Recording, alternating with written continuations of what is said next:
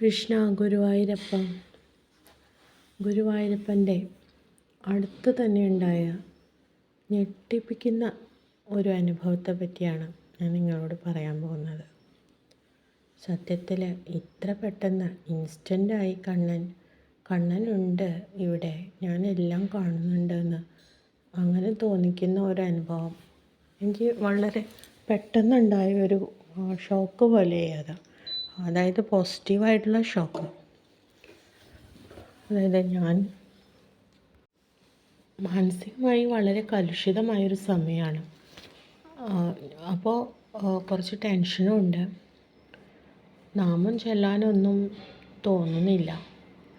അങ്ങനെയുള്ളൊരു സമയത്ത് വളരെ വിഷമിച്ച് ഭഗവാന്റെ മുന്നിലിരുന്ന് നാമം ചൊല്ലാനായിട്ട് ഒരമ്പലത്തിൽ പോയിരുന്നപ്പോൾ എൻ്റെ അടുത്ത് ഒരാൾ വന്ന് അതിൽ ഉറക്കെ ചൊല്ലാനും, അപ്പോൾ ഞാൻ ഒന്ന് ശബ്ദം താഴ്ത്തുക, എനിക്ക് കോൺസെൻട്രേഷൻ കിട്ടുന്നില്ല എന്ന് പറഞ്ഞു.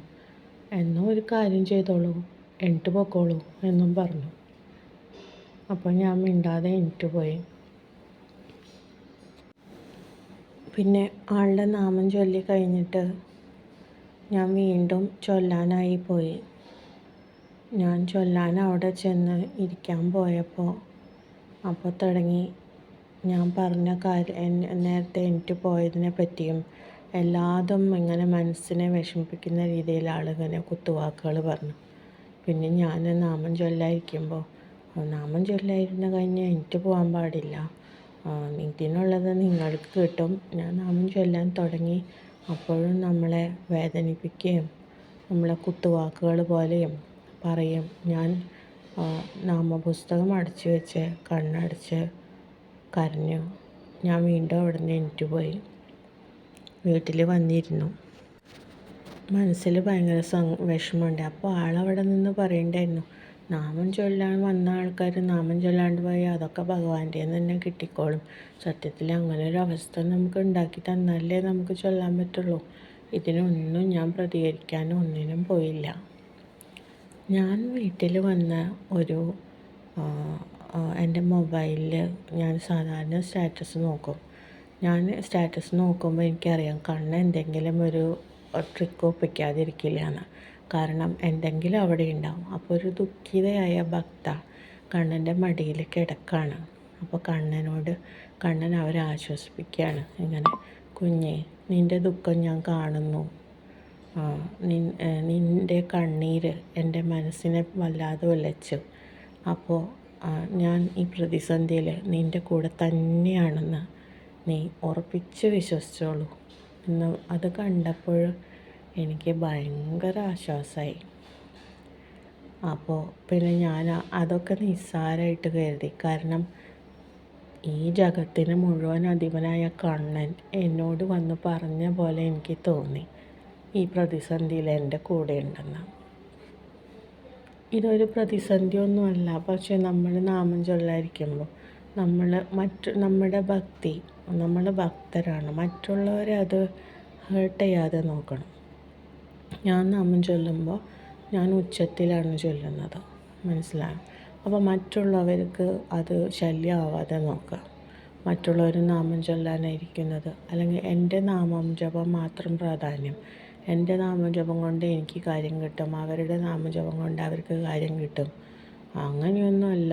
നമ്മൾ ഭഗവാനെ വിളിക്കുക, മനസ്സ് തുറന്ന് നമ്മൾ ഭഗവാനിൽ അർപ്പിക്കുക.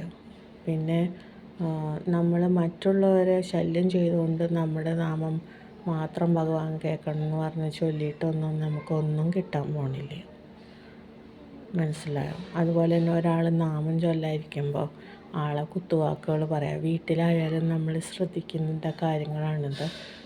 ഓരോന്ന് പറഞ്ഞ് കളിയാക്കുക, നാമം ചൊല്ലുന്നതിനെ പരിഹസിക്കുക, രീതികളെ പരിഹസിക്കുക. ചിലർക്കുണ്ട്, ഓരോരുത്തർക്കും ഓരോ ചിട്ടയുണ്ട്. അതായത് ഞാൻ ഈ രീതിയിലാണ് നാമം ചെയ്യും, ഇങ്ങനെ മാത്രം നാമം ചൊല്ലാൻ പാടുള്ളൂ, ഇങ്ങനെയാണ് പൂജ ചെയ്യും. നമ്മളുടെ മനസ്സിൽ അർപ്പിച്ചുകൊണ്ട് നമ്മളൊരു പുഷ്പം ഭഗവാനിടുകയാണെങ്കിൽ അതും ഒരു പൂജയാണ്, അത് ഭഗവാൻ സ്വീകരിക്കും. അതിന് വിശിഷ്ട ചിട്ടവിധികളൊന്നും വേണമെന്നുമില്ല. അതൊക്കെ അമ്പലങ്ങളിൽ നടക്കുന്നുണ്ട്. പക്ഷെ നമ്മൾ ഇങ്ങനെ ചെയ്യണം അങ്ങനെ ചെയ്യണമെന്ന് ഒരു സാധാരണക്കാരൻ്റെ മുന്നിലും ഭഗവാൻ പ്രഷർ ചെയ്യുന്നില്ല. നമ്മളുടെ മനസ്സിനെ അർപ്പിച്ചിട്ട് നമ്മൾ ഭഗവാന് വേണ്ടി പൂജ ചെയ്യുക, ഭഗവാന് വേണ്ടി ഒരു പുഷ്പം അർപ്പിക്കുക, ഭഗവാനെ ഒന്ന് തൊഴാം. ഞാൻ പണ്ട് നാമം ചൊല്ലാൻ നിൽക്കുന്ന അല്ലെങ്കിൽ ഞാൻ തൊഴാൻ നിൽക്കുന്ന പൊസിഷനുകളെയൊക്കെ കളിയാക്കാൻ കുറേ പേരുണ്ടായിരുന്നു. ഞാനതൊന്നും നിസ്സാരവൽക്കരിച്ചിട്ടുള്ളൂ. ഇവരൊക്കെ മറ്റുള്ളവരെ കളിയാക്കുന്നല്ലാതെ അവർക്കൊന്നും അതിൻ്റെ പ്രയോജനം കിട്ടിയതായി എനിക്ക് തോന്നിയിട്ടില്ല. പ്രയോജനം കിട്ടാനല്ല നമ്മൾ നാമം ചൊല്ലുന്നത്, പക്ഷേ ഇങ്ങനെ നിൽക്കണം എന്നൊക്കെ പറയും. പക്ഷേ അത് നമ്മളെ വെറുതെ ടോർച്ചർ ചെയ്യാൻ പറയുന്നതായിട്ട് പിന്നീട് ഞാൻ മനസ്സിലാക്കി. ഞാൻ പിന്നീട് എന്താ ചെയ്തതെന്ന് വെച്ചാൽ എൻ്റെ രീതിയിൽ ഞാൻ നാമം ചൊല്ലാൻ നിൽക്കും. ഞാൻ ഭഗവാനിൽ എൻ്റെ മനസ്സ് ഭഗവാനിൽ അർപ്പിച്ച് നാമം ചൊല്ലാൻ നിൽക്കും. അല്ലാതെ വേറൊരാൾ പറയുന്ന പോലെ ഞാൻ നാമം ചൊല്ലണമെന്നില്ല. എനിക്ക് ഭഗവാനിലുള്ള വിശ്വാസം എത്രയോ ഉണ്ട്. ആ രീതിയിൽ എനിക്ക് കംഫർട്ടബിളായ രീതിയിൽ ഞാൻ നാമം ചൊല്ലിയാൽ മതി. അല്ലാതെ വേറൊരാളെ ബോധിപ്പിക്കാനോ അല്ലെങ്കിൽ വേറൊരാൾക്ക് അങ്ങനെയല്ല. അല്ലെങ്കിൽ എനിക്ക് ഈ ഗുണം കിട്ടണം, എനിക്ക് ഏറ്റവും ഗുണം കിട്ടണം, ഞാനാണ് ഭഗവാന്റെ ഏറ്റവും വലിയ ഭക്തൻ അല്ലെങ്കിൽ ഭക്ത എന്ന രീതിയിൽ നമ്മൾ മറ്റുള്ളവരെ പരിഹസിക്കാനോ അങ്ങനെ ഒന്നുമില്ല. ഭഗവാന്റെ മുന്നിൽ എല്ലാവരും ഒന്നാണ്. അപ്പോൾ നമ്മൾ മറ്റുള്ളവരെ പരിഹസിക്കുക, മറ്റുള്ളവരെ കളിയാക്കുക, വേദനിപ്പിക്കുക, ഇങ്ങനെയുള്ള രീതിയിൽ നാമം ചൊല്ലുമ്പോൾ നമ്മൾ ഒഴിവാക്കുക. അല്ലെങ്കിൽ നമുക്ക് തന്നെ ഭഗവാന്റെ ശക്തി കിട്ടില്ല. ഭഗവാൻ നമ്മളെ എതിർക്കും. നമുക്കെല്ലാം എതിരായി വരുന്ന പോലെ നമുക്ക് തോന്നും.